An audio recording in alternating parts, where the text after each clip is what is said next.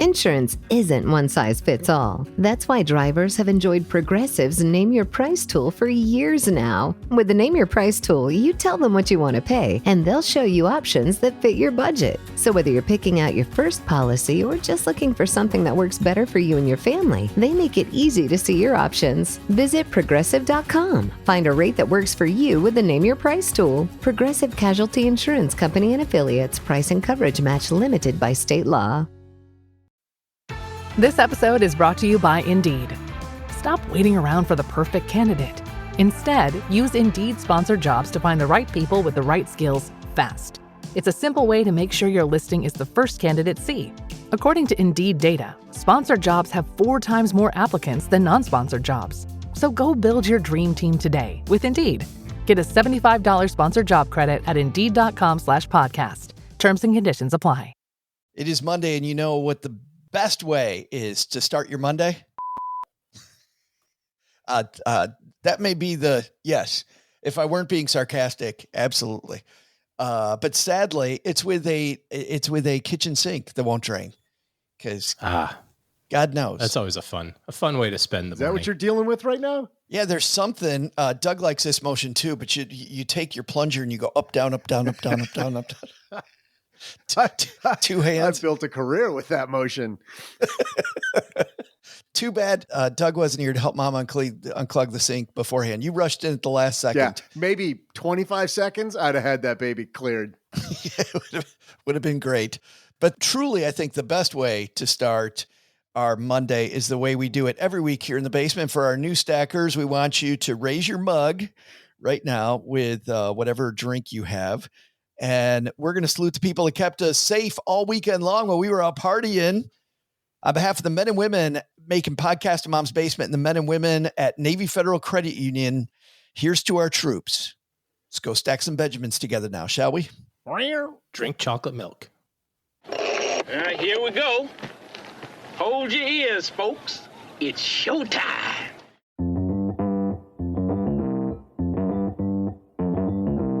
Live from Joe's mom's basement, it's the Stacking Benjamin Show.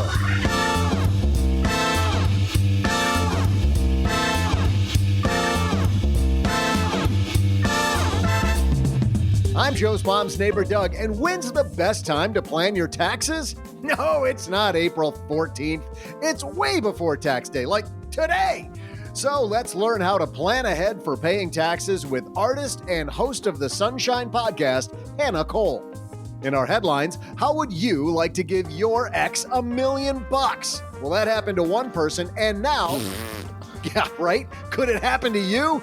We'll share the details you won't want to miss. Plus, we'll answer a question from one stacker who thought, I'd better call Saul. See hi and OG. And then I'll share some generous trivia. And now, 2 guys who've got a gift for helping people better understand personal finance. Wait, can we go back? Can I be you guys' ex? I'll take the $1 million.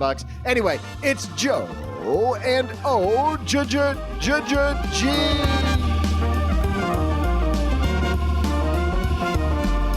If he keeps acting up, he will be our ex. Okay, Dad.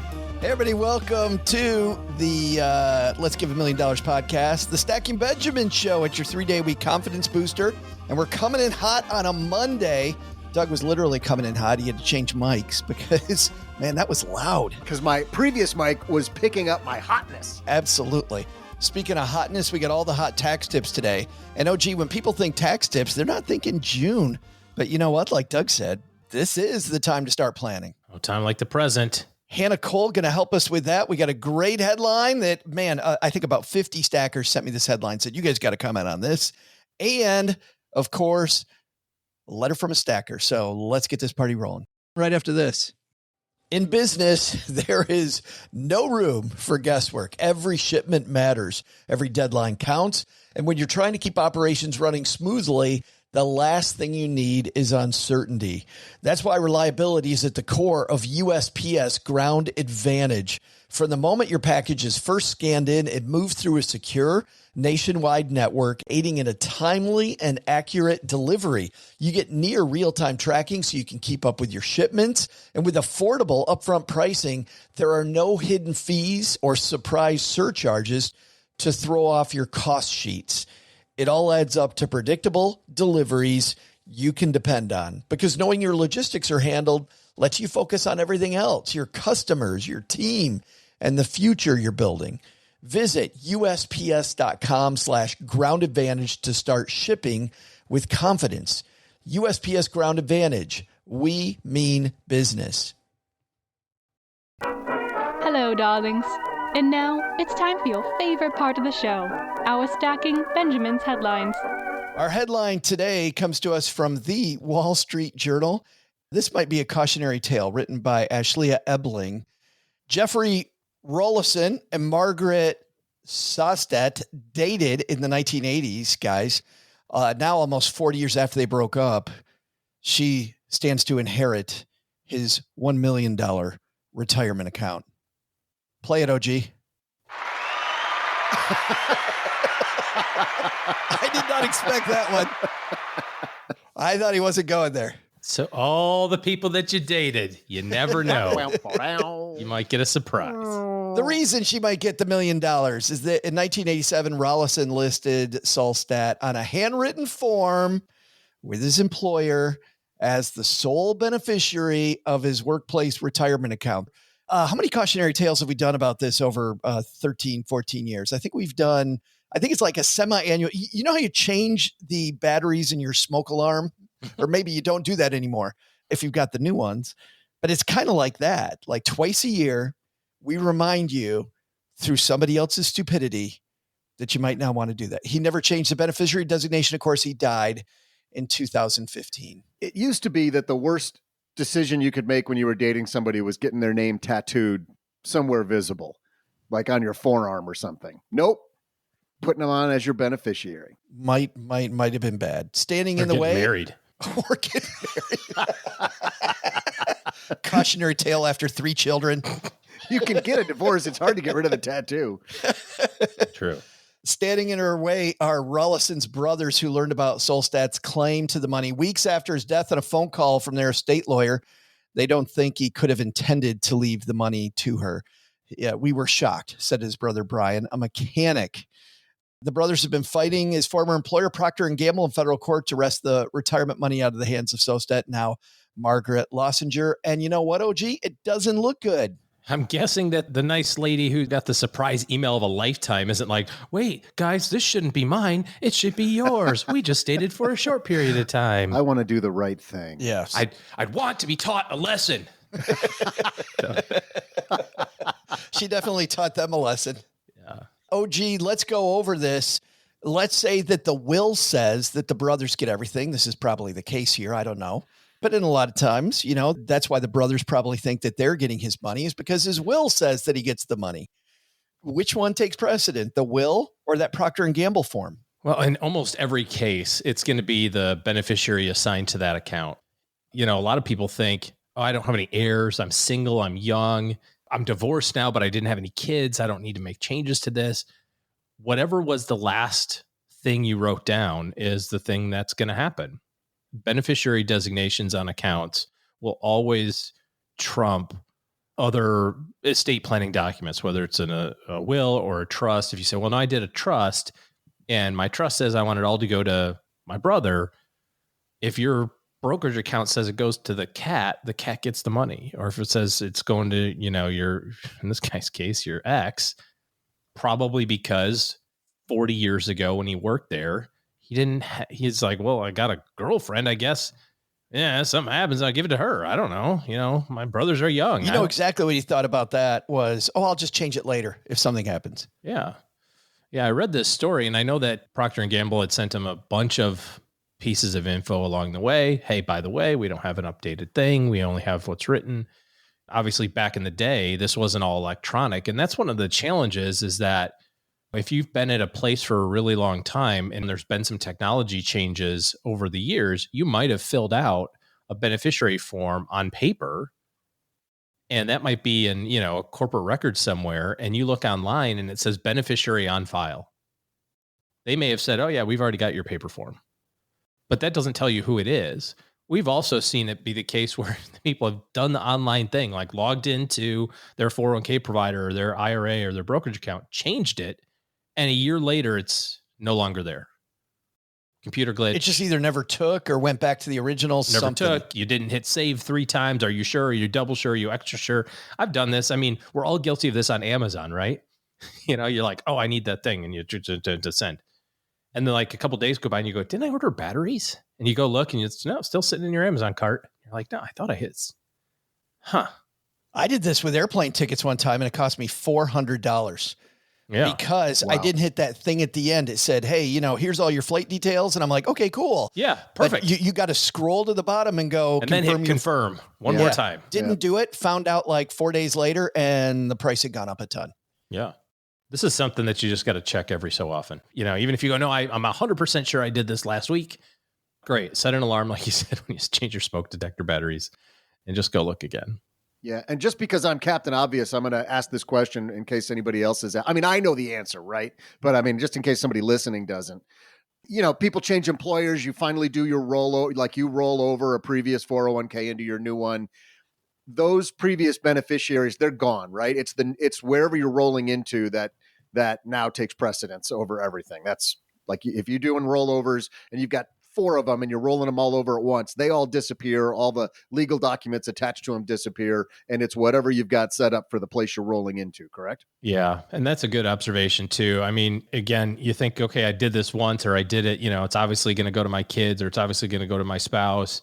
And maybe you're consolidating it into an account that you've had even longer that has a different, that has something different on it. It's just wherever the money is, when you get hit by the proverbial bus that it's going to matter. So, and the other thing you don't want to do, this is another thing that I see people do, is they'll write silly things like follow the guidance in my will or my estate. They'll check the box that says my estate.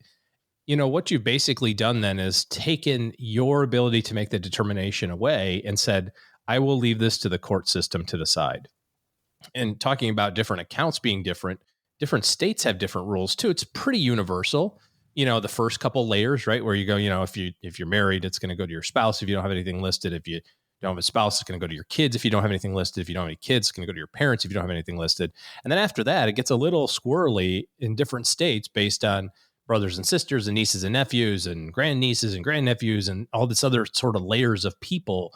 And if somebody in that chain has passed away, even though there's other people at that level, it's going to be different.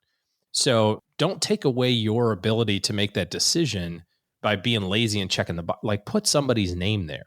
If you have a trust and you want to put your trust, you can, but use somebody's actual, don't just write my kids. Wow. Right. I'm glad you said that because I would have thought that if I checked my estate and I had a will in place and I had directions in place, I think of that as like, okay, that's going to govern everything in my estate. I would have thought that would have prevented the 401k from going into probate. You're saying no? No, a will doesn't prevent you from going to probate either. A will guarantees you're going to probate. As a matter of fact, it's a probate admittance document. But if you've got trust set up as part of your whole estate planning process, I would have thought that if I just checked my estate, that would have taken precedence and like pulled the money in. Had I checked that box that says my estate, you're saying it doesn't? Well, you just said wills and trusts. Those are two different things. A will is your wishes. A trust is a living document, a living entity that extends beyond your lifetime. In any of those cases, when you mark my estate, it doesn't go to either of them. If you want it to go to your trust, you need to say the beneficiary is my freaking trust. And then the trust would own it. Yeah, and I think the way to think about this is to think about the 2 different levels of estate planning. Level 1, the will tells probate what to do. What you want to have done. It doesn't tell them what to do. It tells them what you want to have done. Good point. It gives probate your set of instructions. So if you put your estate, it's going to go to probate, or if you put the will, and the will references the trust, which happens in a lot of trust work. But if you go lazy estate, exactly, it goes to the will. The will automatically goes to probate because that's what a will is it is your wishes for what probate does. A trust is like setting up a separate company. And because you're setting up a separate company, when you die, the trust does not die. It now gets a new CEO, which is your contingent trustee. Yep. Thank you. Oh my God. Your ex-girlfriend? Trust as a trustee. That is so weird. Or in this case, ex-girlfriend, right? It is a contingent trustee. And the contingent trustee now takes over this company that stays alive after you die. And there's a set of instructions about how that company will die, right? Everything gets passed on to beneficiaries. So if you wanted to avoid probate, don't put your estate, specifically put the trust, and specifically that trust has a name. Like every company has a name. Your trust has a name. Name that company in as much detail as you possibly can so that there's no mistaking that this will avoid probate completely. And, it's been a long time, OG, since we've had an estate attorney come on and talk about this. And we know a great one who is fantastic at explaining all of this. So we're going to have our friend Tim come on here in shortly, hopefully by the end of summer, and we'll dive into estate planning. I do want to say something else on this, though, while we're here today, which is some pretty common estate planning mistakes, OG, because I think there's a lot of them. But I think one that is very, very common is putting your parents in charge of your estate, being that contingent trustee or being the executor of your will. If you've got nobody else to choose your parents. Yeah. But for most of us, your parents are going to predecease you. And if your parents have passed away, you've just created another heap of problems if the executor of your will or your contingent trustee has passed away before you have. Well, a lot of times they have layers to that. If your estate plan's done well, it'll say it's this person, then this person, then this person. There might be a couple listed in there. And it's interesting. We go through these different stages in our life. And I think we just have to recognize that these different seasons happen. When you're 25 and you're sitting down at your first job and the HR person slides the thing across to you and goes, here's your 401k information. Go ahead and sign up and log in and choose all your stuff and we'll get you squared away. Right. Well, who's the person you probably call? You might call mom or dad at that point. Sure. Like, I don't know. What do I do? I've been, I know I need to invest here. But as you get older, maybe you change that to your spouse. And that's a different season of your life. When you're like 80, you probably are going back to your kids now. Like you see it like when you're 40, you're not going to put your 8-year-old in charge of your trust. But when you're 80, you might put your 60-year-old in charge of your trust. You know what I mean? But you're definitely not your grandkids. It's not a one and done. Yeah. There's different times where these different people make sense, but you have to review it. You can't just set it up one time and be done, because then stuff like this happens and everybody says the same thing. It's so funny. People say, I will never lose track of money. I will never lose track of an old 401k. I can't tell you how many times somebody showed up in my office and gone, I got this stock certificate from Disney. What do you think this is about? I found this in grandpa's drawer. I had a client one time who goes, I keep on getting these letters from Land O'Lakes. I'm like, the butter company? Yeah. I'm like, well, what does it say? It says that they need my new address. I'm not calling these idiots. What the hell do they need my new address for butter? I said, well, is there any chance you worked at Land O'Lakes anytime? Well, I mean, when I was in high school, but what the hell would they need to know now? Why don't we send them your address and find out? It turns out you had one share and it split 18 times.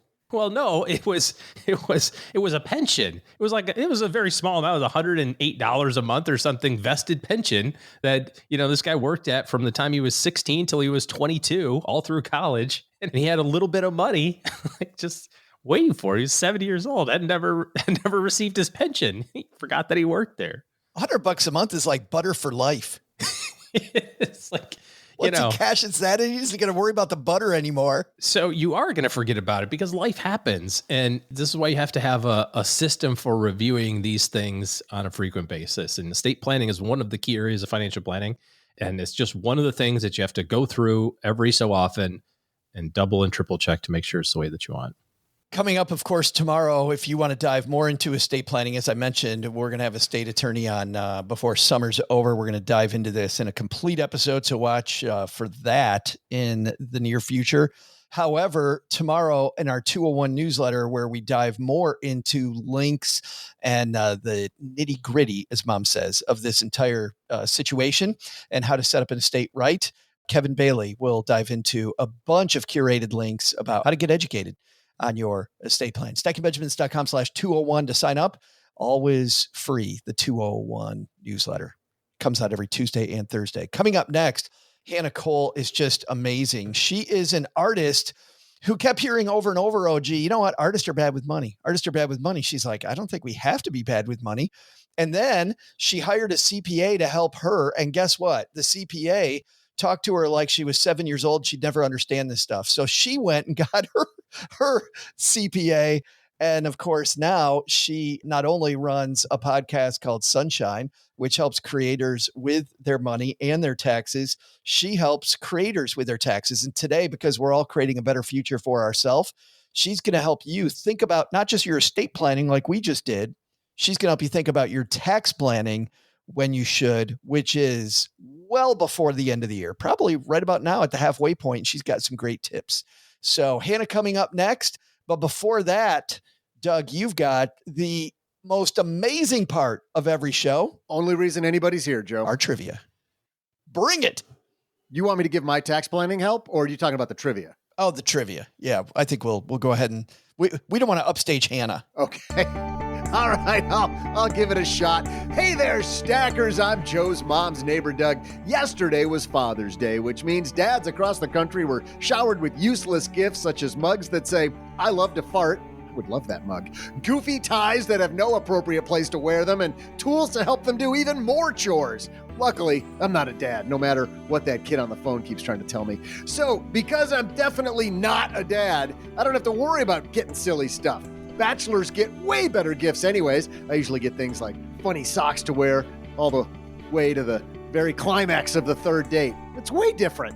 Speaking of gifts, today's trivia question is, what gift did France give to the United States on this date in 1885? I'll be back after I finish filling out my Amazon wish list. Just in case anyone out there wants to surprise me.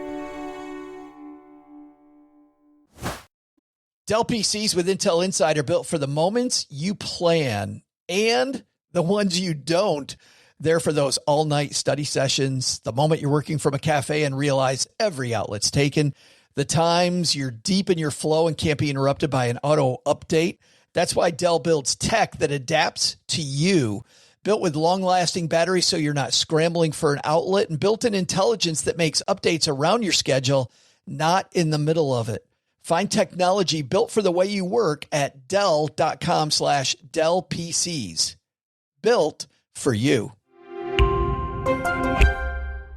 Insurance isn't one size fits all. That's why drivers have enjoyed Progressive's Name Your Price tool for years now. With the Name Your Price tool, you tell them what you want to pay, and they'll show you options that fit your budget. So whether you're picking out your first policy or just looking for something that works better for you and your family, they make it easy to see your options. Visit Progressive.com. Find a rate that works for you with the Name Your Price tool. Progressive Casualty Insurance Company and Affiliates. Price and coverage match limited by state law.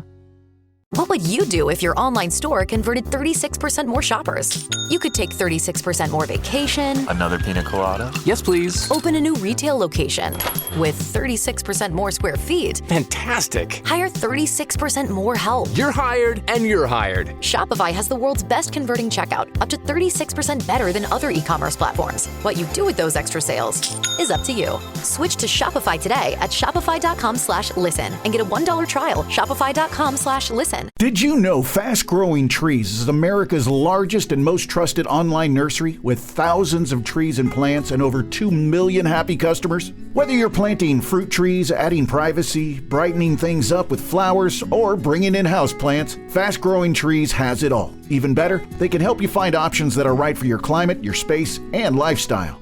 Click Order Grow. Every plant arrives healthy with the Alive and Thrive guarantee straight to your door. So if you're ready to get planting, this is the moment. Right now, they have great deals on spring planting essentials, up to half off on select plants. And listeners to our show get 20% off their first purchase when using the code WWO at checkout. That's an additional 20% off. Better plants and better growing at fastgrowingtrees.com using the code WWO at checkout. Fastgrowingtrees.com, code WWO. Now's the perfect time to plant.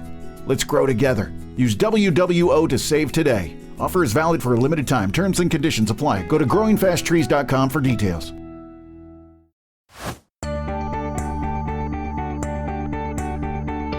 Hey there, stackers. I'm nude sock model and world's greatest regifter, Joe's mom's neighbor, Doug. Although the French are best known for their wine, their cheese, and chain-smoking toddlers, when it comes to gift giving, they won't part with any of those things. Today's trivia question is, what gift did France give to the United States on this date in 1885? The answer? measuring an astounding 305 feet tall, weighing in with 31 tons of copper and 125 tons of steel, the Statue of Liberty was given to the United States by France for our country's 100th birthday. It's funny, I actually thought the answer to that was going to be Joe's mom after all those stats. Anyways, I can't imagine. Oh, hey. What- Whoa. Whoa, hey. Oh, you are not getting any brownies today, I think. I can't imagine what a pain it must have been to wrap and ship that thing. Wonder what the return policy is. Anyway, now, here to teach you how to best navigate taxes, it's today's mentor, Hannah Cole. She's got a lot of dental work. She could have that much copper in there. Some fillings. And I'm super happy she's joining us this summer. In the basement with us is our friend Hannah Cole. How are you, Hannah? I'm great. Nice to be in the basement with you. Well, we got to first meet you on Instagram during tax season. Thanks so much for doing that. But I thought, you know what's funny? Nobody thinks about taxes during the summer. And as a guy that used to be a financial planner, I think you probably agree with me.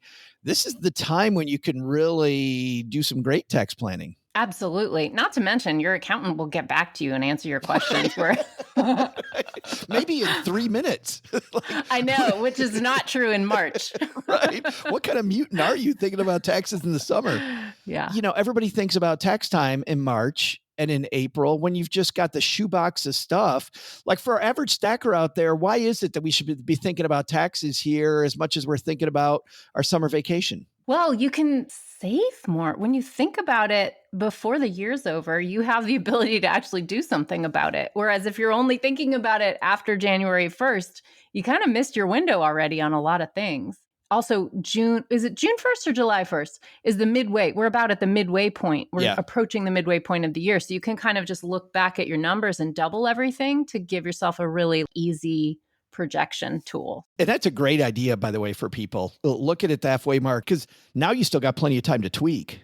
This is even better than year-end tax planning, which happens, like the phrase sounds like, at the year end. Oh, wow. Cryptic. But the idea there is that you get your numbers organized so you know what you've almost made kind of before the window is closed. So you can MacGyver, like sneak under that marks how old I am, I'm afraid. But like MacGyver, you can like sneak through the garage door as it's closing. Nice. With duct tape and a coat hanger. And a piece of bubble gum. Yeah. Absolutely. We solve the world's problems. That's all we do. That's right. Gen Z, go look that up. Just go look it up. We're not going to take any time on MacGyver. But Sure. Let's talk to the average person for just a moment that has a 9-to-5. People with a 9-to-5 generally have a very straightforward tax situation, Hannah, but there's still things we can do that are better for our taxes that maybe we don't do. For somebody just starting out in life, what are some great tax ideas that the person starting out might go, oh, that's pretty cool, and I should do that? Okay. Two of the best things you can do. I usually work, I really specialize in self-employed people, so that you're making me think. But if you're an employee or if your spouse is employed, because when you're married and you file a joint tax return, that's your money too. You know, you have one tax return. Your employee benefits package is something that a lot of people, when they get a new job, they might take a look at. I hope they do, but a lot of them like stick it in the drawer and they're like, I'm going to do that later. If you did that, it might be time to pull that back out again and be like, do I have some benefits that I'm not taking full advantage of? Because just taking whatever amount of time it takes you to set up, you know, if they have an FSA, a flexible spending account program through your work, or sometimes there's like childcare. Oh, the childcare account. Oh my God. When my twins were young, the childcare stuff was the amount of money you can save by using your benefits for that is huge. Oh my goodness. Yes. For somebody who's an employee, you're probably the biggest bang for your buck that you can get with your taxes is really just like looking through your benefits package and your spouse's benefits package and making sure that you're using all of those tax advantaged accounts that your employer might give you access to. And also, like, then think about me and all of my clients who don't get those things. Yeah. Enjoy it. Well, no. And all of our stackers have thought about a side hustle, which is also why I wanted to talk to you, because, you know, it's the summertime and people are thinking, what should I do differently? And maybe it is a side hustle. But before we get there, I do think like I see somebody with an HSA and I start drooling. I'm like, oh, HSA is a great opportunity. They're sort of magical. They're kind of unbelievable. For those of you who want the definition, which I think is important to always define things, HSA, health savings account, easily confused with an FSA, flexible spending account, but actually quite different. The health savings account, the HSA, you can only open one if you have a high deductible health plan. And you have to actually go onto your, healthcare plan and like look up if it qualifies as one. But if it does, you basically get access to this really cool tax advantage account where when you put the money in, you put it in tax free.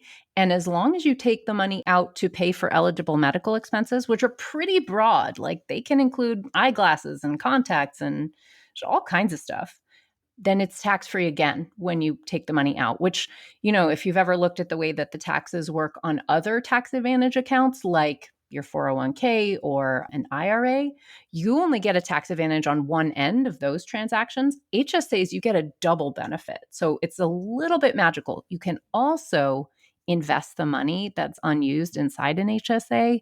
And so that's another piece of magic. You can actually have that money be growing and getting compound interest. Magic on top of magic on top of magic. It's like stacking coupons, Hannah. It is the ultimate stacking of stacks. Yes.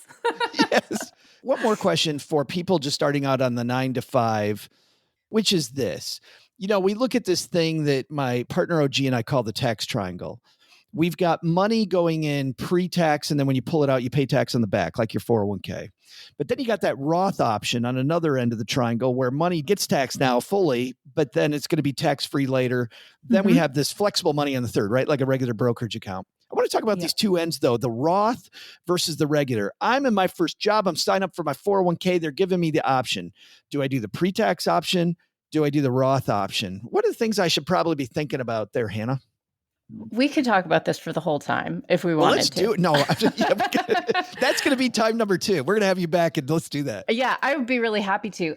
Sometimes I think that people fuss over this question as a way of procrastinating and not making a decision. So I do want to say, if that's you, if you're listening and you're thinking, let me obsess on this little detail so I can avoid the big thing, just pick one and it doesn't matter. But for the rest of us, if you do the Roth, there's some people out there, some personal finance people, Susie Orman is one of them, who says you should always do the Roth. It's always better. Yeah, we have Ed Slott on we've had Ed Slott on over and over, and he's like, Roth all the time, period. Yeah, I get that. And the logic of that is that you are saving taxes on an unknown future tax rate. And many people suspect that tax rates in this country, despite how you might feel personally, are kind of unsustainably low and are likely over, a multiple decade period to rise, that they think that's universally going to be a good thing. Sure, that's a good argument. I work with people who are lower income and often really struggling with cash flow. A group of people who really struggles with cash flow and coming up with the money to make a big tax payment are self-employed people, because a lot of times they have not gotten the memo about paying taxes quarterly. Those of you with a W-2, you're paying your taxes with every paycheck, which is lovely. That's why your taxes are relatively simple and you always get a refund. But when you're self-employed, you're often facing a really big tax bill, and that amount of dollars in your bank account on April 15th is actually becoming a very critical question. For that person, a lot of the time, it's a traditional account or nothing. And so I'm not saying 401k here because they don't generally have access to a 401k, right. But still that question of the take the benefit now or take it later. So for that person, I think, you're still getting money in a retirement account, and that tax benefit that you get this year is going to give you a little extra cash to help you with that tax bill. Do that one, Don't stress over the perfect and make it be the enemy of the good. That's my personal philosophy. God, you sound like Mom with that quote. Mom's always saying that same quote upstairs, Hannah. The perfect. Yeah. Well, and I love this because people do that, right? They get all nerdy and they're like, oh, so I'm going to make no decision. I love the fact you're going to be better off if you pick one. I love that. Speaking of that, you had an episode of your podcast recently talking about financial health and taxes. I've never drawn the line between those two, and we'll have a link to this episode because I thought it was really awesome. Your financial health overall and taxes, what was your overall take there? Yeah, I'm glad you liked that. I think taxes for most people is really one of the only times they ever check in on their money. I know people who listen to this show will probably thinking about it a little more, and so that's great and kudos. But for a lot of us, it's really the only deep dive we do into our finances of the year. And so for that reason, if you can tie things that are healthy for you financially to the doing of your taxes, you're going to put yourself in a better position and set yourself up well for your future. And I I think that's a good thing. Primarily, the biggest one, I mean, the HSA is great. Take advantage of an HSA if you've got a high deductible health plan, always. But retirement accounts, if you're a young person without a ton of money, if you can set yourself a habit of every single year, and tax time is your prompt, every single year you max out your IRA, that's a pretty great habit. Like if you had one easy wealth building habit, that would be it. And then if you want to get deeper and do more, there's more you can do on top of that. We can talk about solo 401ks. We could talk about SEP IRAs. There's other bigger and better ones, but just that simple one, as a place to start, I think it's just a good annual check-in with your finances and an annual moment to remind yourself, did I maximize my retirement accounts? That's a good piece of financial health. And that's why we wanted Hannah on during the summer, because everybody thinks about it, in March. And then the second you file your tax return, it goes away. The second you file it, you're like, okay, I'm good for a year. No, you're not. No. I like breaking down the numbers to a weekly and a daily amount. I should have done this math before I got on here, but but the current max that you can put into an IRA, and an IRA is available whether you're self-employed or employed. There's a little bit of an upper, if your income gets too high, you don't get to use one anymore, but generally you have other options. But $6,500 if you're under 50 and $7,500 per year if you're over 50. So $6,500 broken down per day is about $17, $18. That's not that crazy high. I mean, it might not feel like nothing, but it's probably doable. And of course, if you want to do better, great. We can talk. Then look into the more complicated plans. For sure. Let's go to our stacker who either says, you know what, I don't want to work for somebody else anymore. Maybe they already have their own business, or they're thinking about this side hustle. Hannah, let's talk about them. What are some things I do when I set up my business tax-wise to get me started on the right foot? Well, the very first thing you want to do if you have a gig work side hustle, and especially if you're going to grow it into a larger business, get a separate bank account for it. That's the biggest key. It will make your bookkeeping nice and clean. It will keep the IRS happy. We want the IRS to stay happy. Why does the IRS get unhappy if you don't have that separate bank account? Because there is a risk if your business is not generating profit. And I want to clarify that there's a normal phase in every business called the startup phase where you generally don't have a profit, right? It takes money to make money. It takes a little while to break even. That's normal. And it's allowed. But if you start not having a profit for too many years, it begins to look like a tax shelter to the IRS. And they do not like that. And they will come after you and start asking questions, which they have the right to do. But one of the things they're going to look for is degrees of seriousness. Basically, what they're looking for is, do you have a profit motive? Or is this really a hobby disguised as a business? One of the key things that they look at is, do you have a separate business bank account? It's really easy to open one, but if you don't do it, you can get yourself accidentally into some hot water. So it's also just good on every level. It helps protect the separation between your business and your personal assets. If you have an LLC, it helps your bookkeeping stay clean. Basically, there's no reason not to do it. It's all benefit. Well, and I love the bookkeeping stay clean part, because when I used to be a financial planner and I'd meet with people, Hannah, and they didn't do this, they really had trouble assessing the health of their business. Like if everything's run through one bank account, I could tell how healthy I am. But when you're looking at, I spent this over here and I spent that over there, and this money went into this pocket, and then money, you can't tell if your business is healthy or not. And generally, that's a sign it's not. I'm not here to be on a high horse and say I've always done this right. I actually think I'm a good teacher because I've screwed everything up. I know why it's confusing, and I've made all the messes myself. I used to do a full year of bookkeeping like 3 days before my taxes were due. And there's nothing more stressful and awful than that. High stakes bookkeeping. And I didn't have a separate business account. And I would literally just print out my bank statement, take a highlighter and be like, oh, shoot, was that trip to Lowe's for my art business or was that for the house? I didn't know. Oh, yeah. Yeah. Ugh. As soon as you know that you're only ever making business expenses out of your business account, then you never are confused if that trip to Lowe's was business or personal. You know it was business if it's out of the business account. So you stop missing stuff and you stop that horror show with the highlighter. So I have my business account. So I have separation of church and state. I got separation of my family stuff and my business stuff.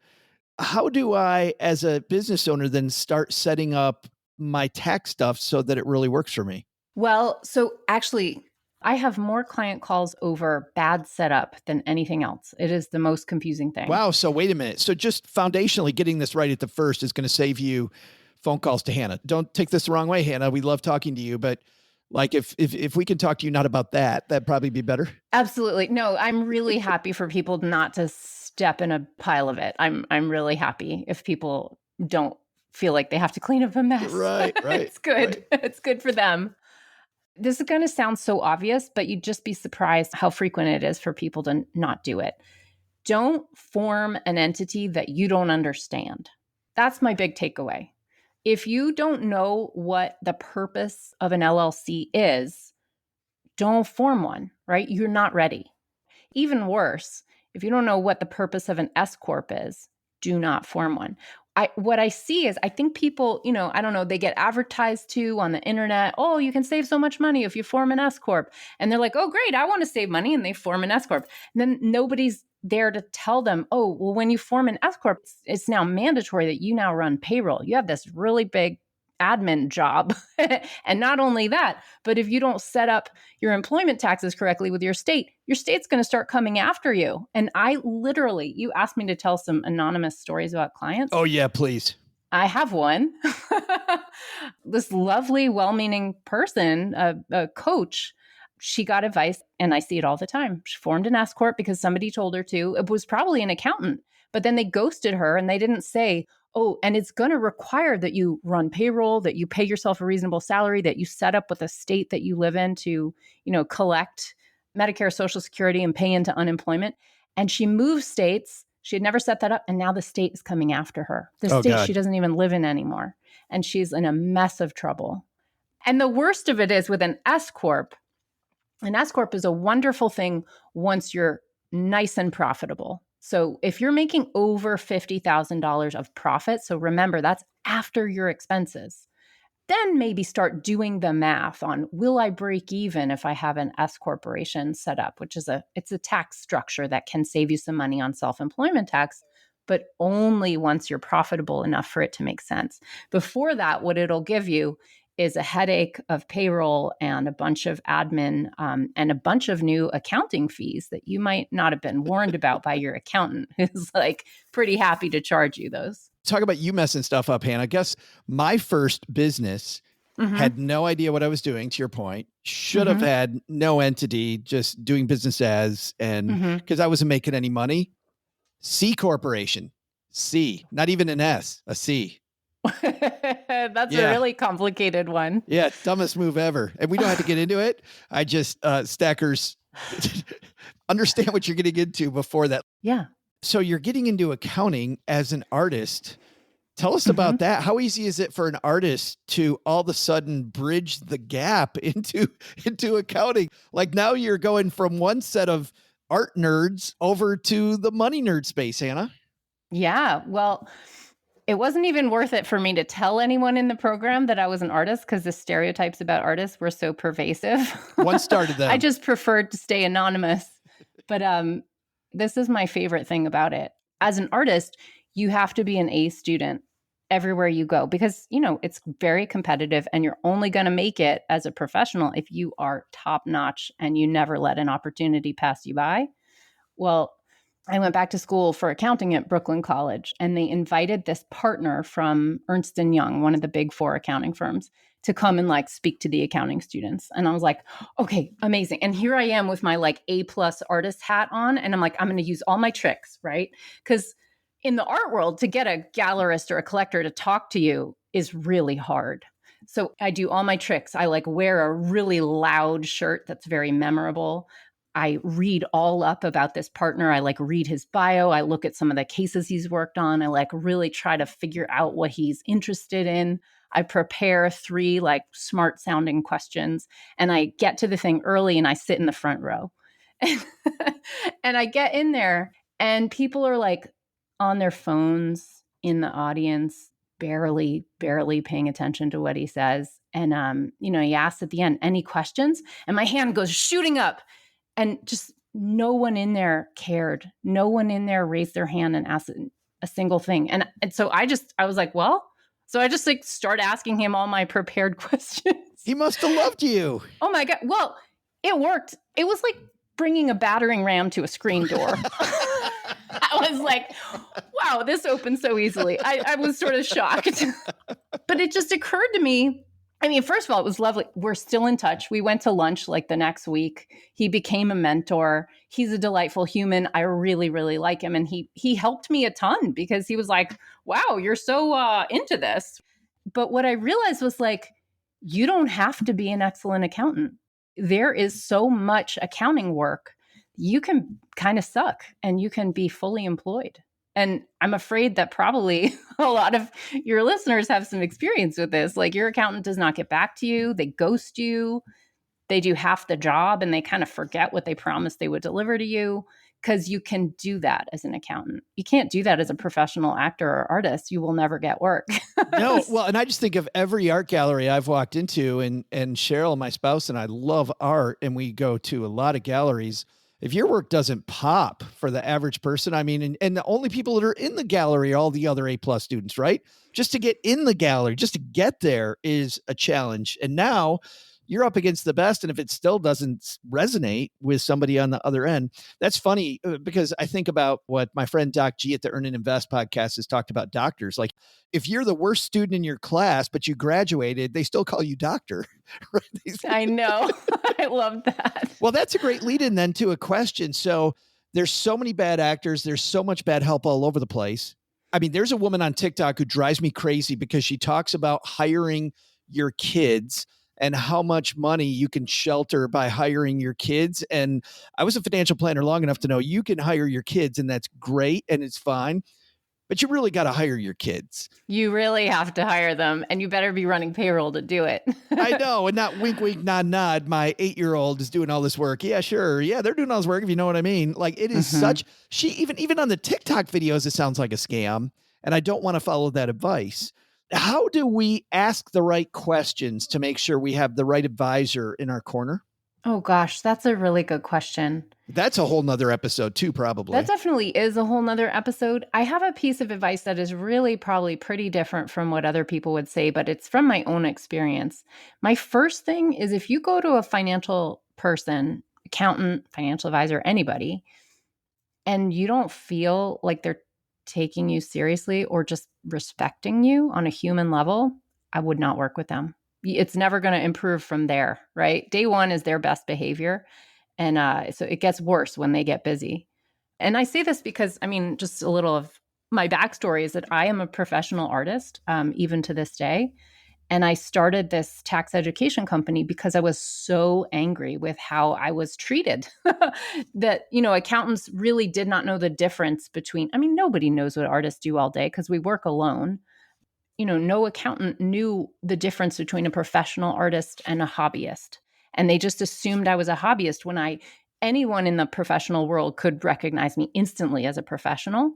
But it was so frustrating to me to be given the same bad advice over and over again by people who had no idea what my world looked like. And so I was like, okay, it's time. I'm mad enough. I'm going to go back to school for accounting because people like me really need to feel seen and really need somebody in our corner who gets this world. Oh my God. So the accountant's going, oh, how cute. Hannah, your hobby. Oh, your hobby. Oh, how neat. Yeah, exactly. So frustrating. One of my first freelance gigs when I moved over from financial planning to the financial media side was writing pieces for a woman who works with actors. Cool. And, your average actor says, like, I'm sure a lot of your artists, they're like, oh, I'm bad with money. I don't need to be good with money. I'm an actor. And they're like, yes, you really need to be good with money. You really do. And there's no reason you can't be.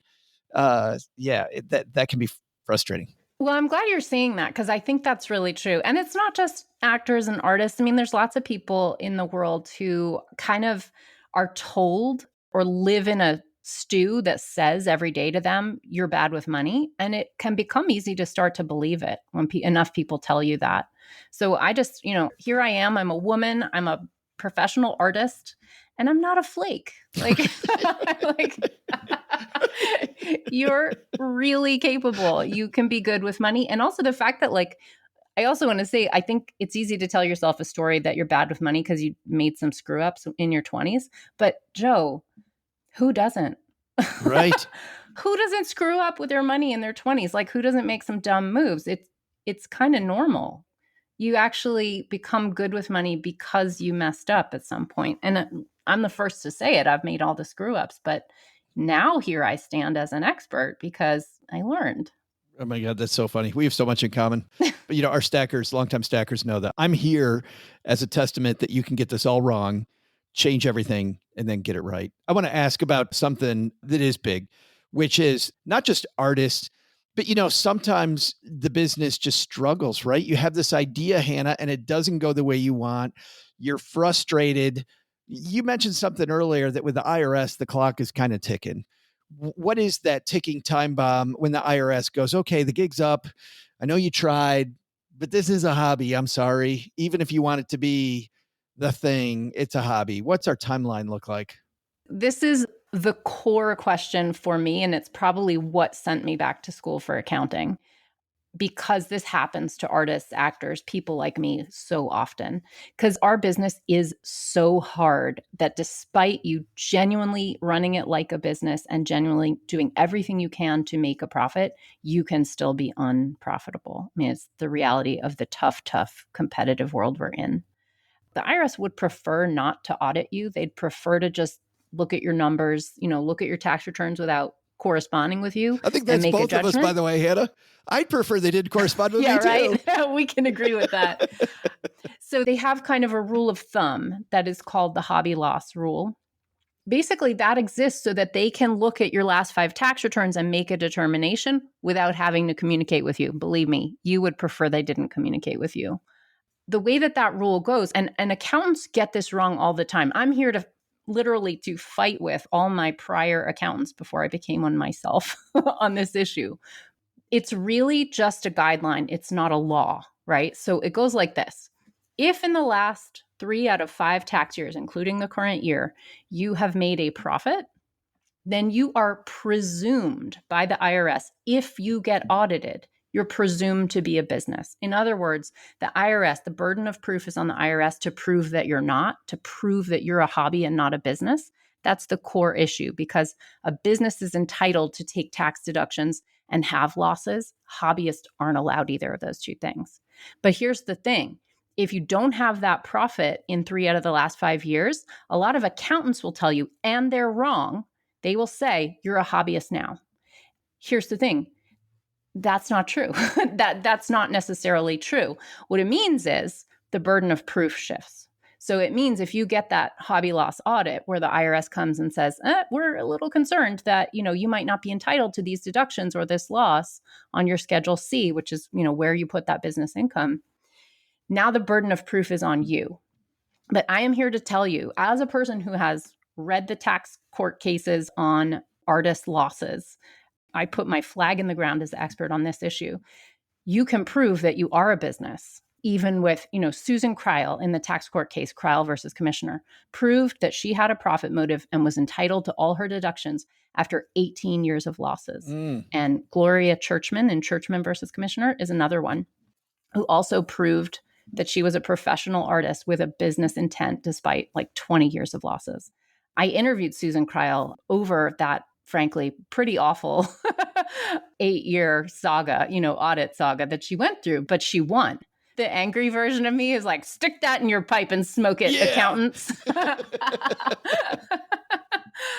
But it does mean if you do have a bunch of losses, you want to be pretty careful. You want to make sure your records are impeccable, because they better be clean, because they're coming. Because the burden of proof is on you. Yeah. You are going to be in a position where you have to prove it to them. And your point is that at that time, it is fair of the IRS to come and go, why don't you show us? Absolutely. I don't quibble with that. Yeah. Absolutely. It's fair. Yeah. Man, if only there were a podcast where people could get more of this goodness, Hannah. I wish there was a podcast out there where people could hear some fantastic stuff. Does that exist? You mean, could they get an episode specifically dedicated to the IRS's 9-point test for exactly this issue? Yes, that comes at you maybe like a ray of sunshine. Yes, it's called Sunlight. Wow, that's my weird. Podcast. Thank you for queuing that up for me. Yeah, very subtly too. I did it very subtly. Yeah. No, I mean, I'm a convert to tax nerdery, and I really enjoy it. Besides the podcast, I also know that the LLC, there's some new rules around LLCs. Is that the deal? Yeah, there's a new rule. It's actually to prevent like financial crimes, money laundering, terrorism, All that, human trafficking, bad little things. So it's a good rule. I'm a full supporter. But there is jail time and there's a $500 a day penalty if you don't do it. So it's very important that you do the thing. So the thing. Orange is not my color, Hannah. So yeah. Yeah, right. Mine either. The new rule is if you have an LLC that's pre-existing, you have 1 year to file. And if you form an LLC anytime after January 1st, 2024, then you have 30 days with information to file this report. But you have to file a new report called a Beneficial Ownership Information Report, BOIR for short. I really kind of want to put this out as a PSA because it's free. It takes like 5 minutes and there's a lot of places that are charging money for it. And there's some scams going around. I've had clients send me letters that are like scams because LLC addresses are public information. So it's really easy for scammers to like send you a letter about this. So it's free and it's fast, but it's mandatory and there's potential jail time if you don't do it. So I made a little short mini course just walking you through how to file this new BOI report, which basically just says who is the beneficial owner of your LLC so that you can't, create a shell corporation and start selling human beings. Which might be a good thing. I think it's a good thing. He said with lots of sarcasm. For people that don't understand, that was sarcasm, people. What's the link? How do we get it, Hannah? Sure. It is sunlighttax.com/LLC. So it's for people who have LLCs. So that's my website, sunlighttax.com/LLC. I'm going to link to that and the podcast in our show notes at stackybenjamins.com. Hannah, thanks for being our mentor today. It's such a pleasure. As someone who's made mistakes in the past and has gotten better, I hope that is hopeful to all the stackers out there because, mistakes are how you learn. So I think it's awesome. Hello, fellow stackers. I'm Michelle from Enid, Oklahoma. When I'm not taming lions as a veterinary technician at an all-cat clinic, I'm stacking Benjamins. Big thanks to Hannah for hanging out. And I love the point, OG, that even though most tax planning is for people that own their own business now, there's something all of us can do. There's something we're all probably screwing up. You must see that in your financial planning meetings that, you know what, we can just do some tweaks here and here and maybe save ourselves a few bucks. It's always the things that are like, oh, that's just a little bit. I was talking to my Uber driver a couple of weeks ago as I was driving from one place to another, riding from one place to another. He mentioned that he was in the restaurant business. And he said that you have to annualize your restaurant expenses because everything is, such a consumable in the restaurant business. It's easy to like get lulled to death with, oh, that's only 3 cents. He's like, but you use 1,000 napkins per dinner rush at 3 cents a piece times 362 days a year, that's a $40,000 expense. So if all of a sudden it's 2 cents instead of 3, this is a big deal. I was thinking about that in the context of planning. We sometimes will say, oh, it's just a few bucks of taxes. I'm just a little inefficient with my brokerage account in terms of rebalancing or something like that. It's like all those little bits add up over long periods of time and it can make a big difference. So I don't know why you would, willingly give extra money to Uncle Sugar. I think he's got enough. And a way to do that tactically, by the way, because a lot of times I think people get overwhelmed. I sometimes get overwhelmed when I go, oh, how do I handle all these, death by 1,000 cuts, right? OG. Yeah. So what I do is put them on my calendar, just one a day. And I just handle one today. You do love like death by 1,000 paper cuts. Every day I'm going to think about my taxes. No, I'm not talking about that. I'm talking about all these little tiny things that you need to fix, right? All these little things. God, my list would be endless. Well, right. But I get this advice from a woman who was talking about cleaning out that closet that we all have where you're like, oh, I don't think I want to go near it. She's like, listen, it took you 15 years to build that up. Just take 10 minutes a day for the next 2 weeks. And believe it or not, it'll be done before you know it. And it's almost like you've talked about a lot, OG. The hardest part of going out for a run, putting on the shoes, right? So I find that if I dedicate 2 minutes to it and I'm like, oh, hell, I'm here now, I might as well keep going. Doug wants to know if you dedicate 2 minutes, but it only takes 30 seconds. What do you do with the other minute and a half? That's right. I think you fall asleep after. Yeah. Fall asleep crying. Don't you fall asleep crying? Is that what happens? Not again. Usually. It's sad. What the hell are we talking about? Hey, I know what we're talking about. We're Cleaning talking out his about closet. Yes. Cleaning out the closet. It's time for the segment where somebody said, you know what? We better call Saul. CI and OG. This is where we shine a light on an issue that one of our stackers have. Probably a lot of our stackers have, but one was brave enough to call in and ask us a question about it. If you've got a question, take that much bravery. Let's be real. It truly doesn't. I don't get it. Yeah, I don't understand it. Why people send us stuff and we get these amazing questions, and it's easier to call than it is to write it out. We saw Lori who wrote in, and she was nice enough to about her daughter's situation a couple of weeks ago. And she posted that in the Basement Facebook group. And she's like, I should have called. She posted the text message string with her family. Like every family now has a group chat with the family. And we don't. I've cut those people off. No, I'm kidding. Yes, we do. But that's what she posted, and it was great that her daughter was like, "Oh my God, they're talking about me, and like I'm famous with this whole group of people." It was cool to see that. I'm glad she posted that. That was fun. That was neat. And at the very bottom, it cut off right at the like she didn't give the whole conversation, but on the second screenshot, right at the bottom, you could read, "It's epic." I'm sure the next thing was going to be, "Yeah, Doug is." I'm pretty sure that's what got cut out at the bottom of that. And on that note, to move right along, let's say hello to our friend Sarah. Hey, Sarah. Hey, Joe and OG and Neighbor Doug. I have a two-part question, so I hope I get 2 t-shirts. I, until March, was working for a very small business, and I've been maxing out my retirement accounts the last several years. So I was on track to max out my simple IRA, which was the account that I had through that small business.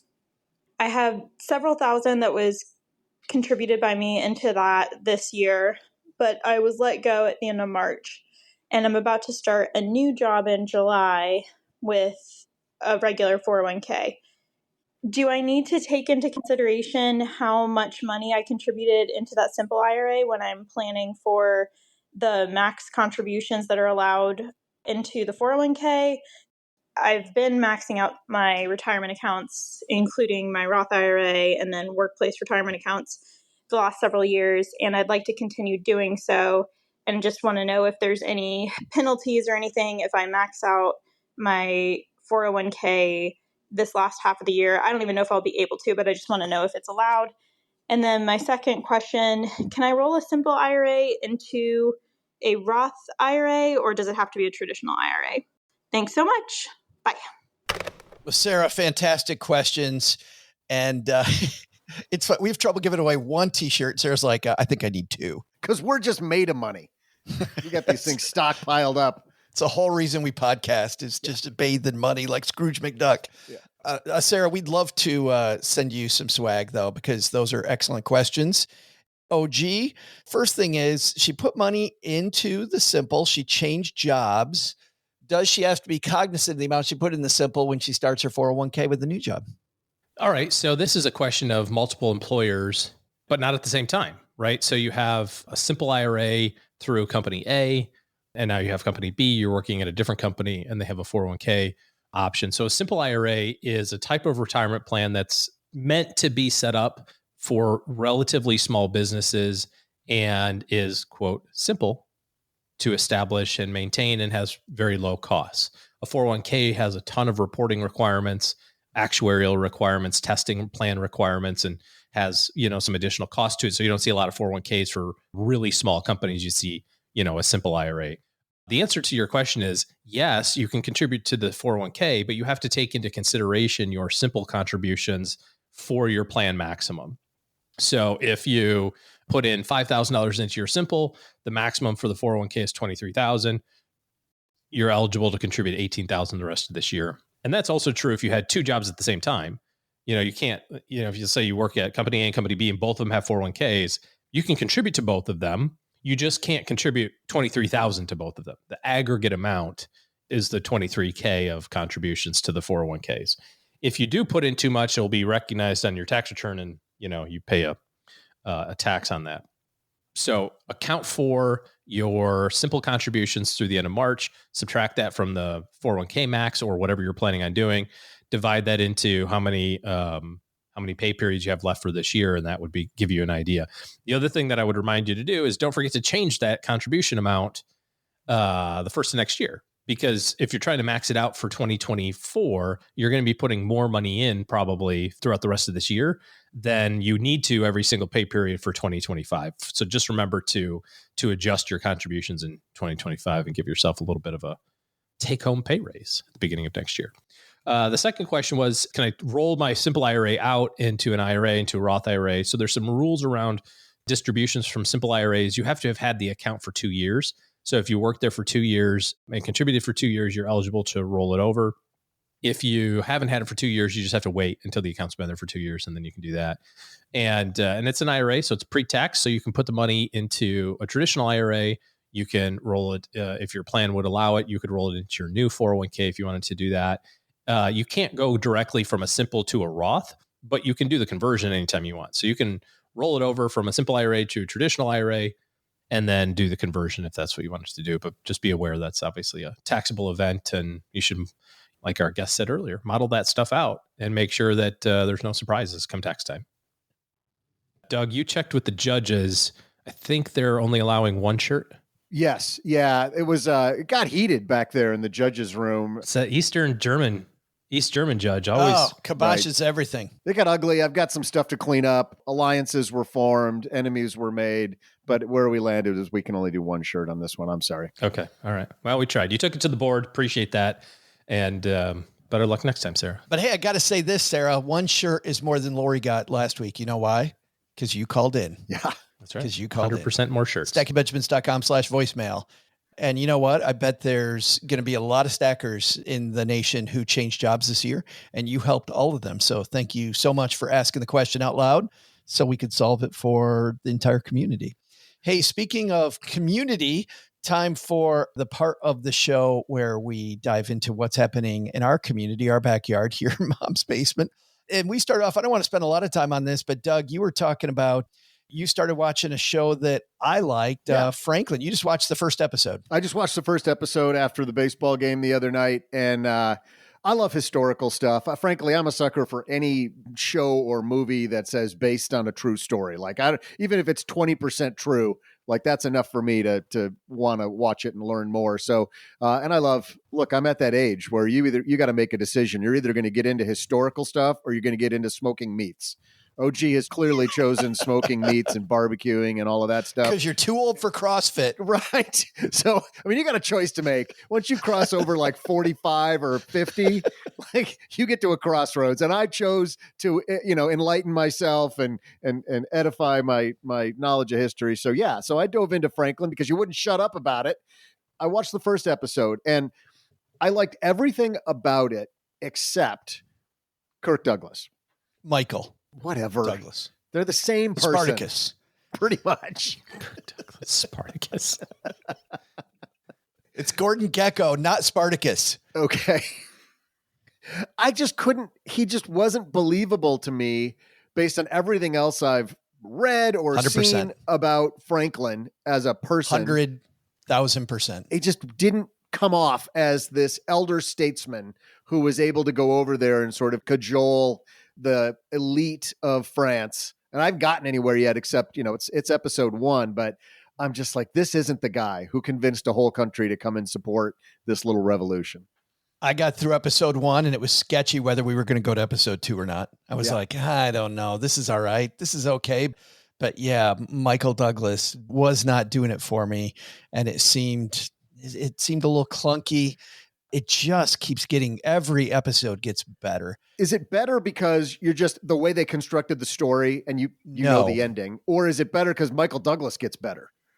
Both, all the above. Okay. All the above. Michael Douglas also, you realize the Franklin that he's building, and there is truth in the Franklin he's building where he is schmoozy and swarmy and he's smarmy? Smarmy. I think smarmy is what you're going swarmy. For. He didn't become a mosquito. He didn't swarm. Oh, he did. He swarmed the French. Yes. Swami.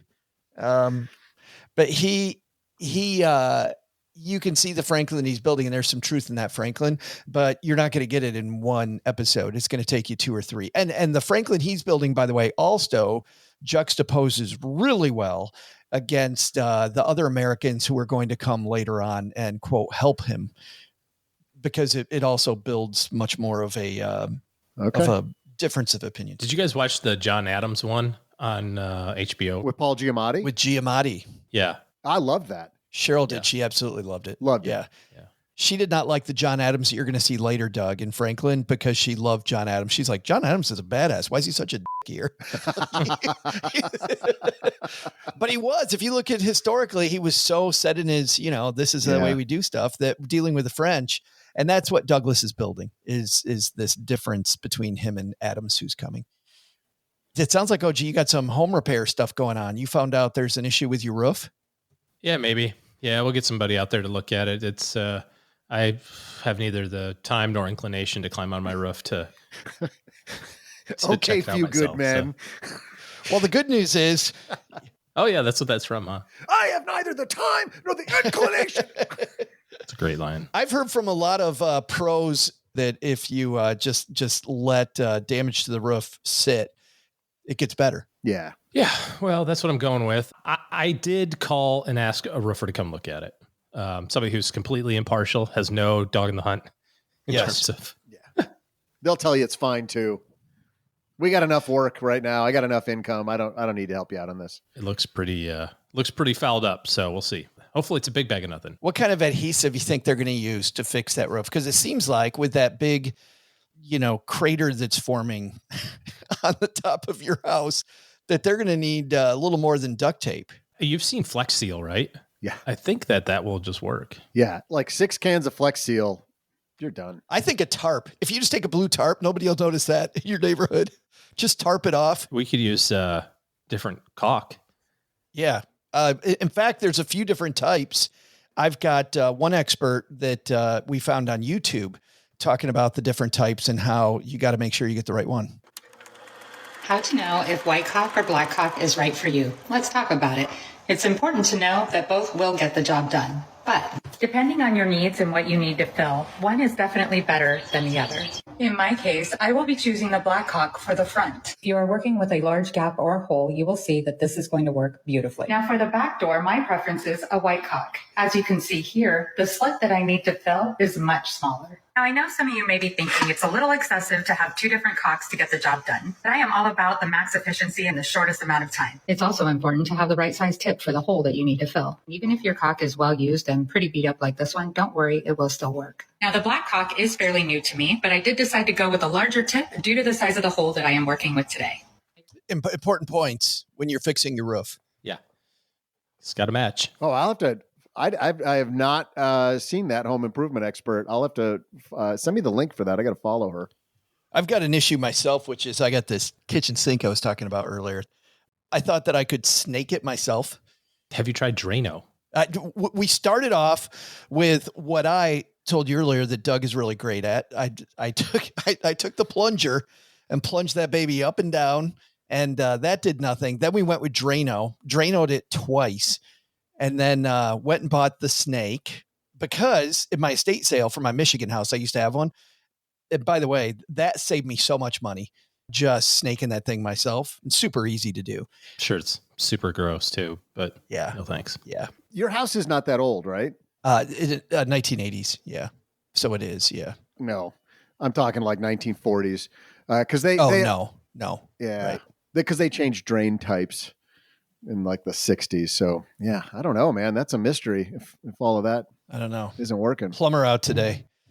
Bad news. But anyway, we got any home repair people that know some good, you go to the, I was talking to you on the phone actually, when I was walking down the aisle, and there's these solutions like if you guys seen like the super plunger, like the max plunger, compressed air, or is it just a manual thing?